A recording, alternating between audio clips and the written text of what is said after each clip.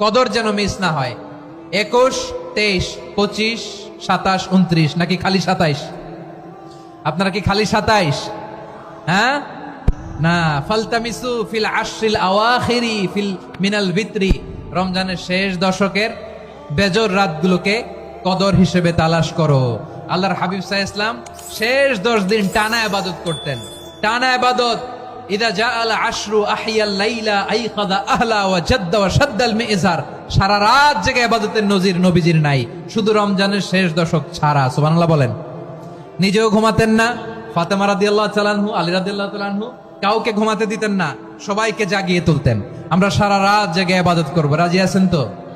কদর যেন আমাদের মিস না হয়। আজকে থেকেই ক্যালেন্ডারে মার্ক করে রাখেন, সব কাজ পেছনে ফেলে, সব ব্যস্ততাকে পেছনে ফেলে ইবাদতের জন্য আমরা প্রস্তুত থাকবো কদরের রাতে। কোনোভাবে কদর যেন আমাদের মিস না হয়, ইনশাআল্লাহ। বলেন তো সবাই।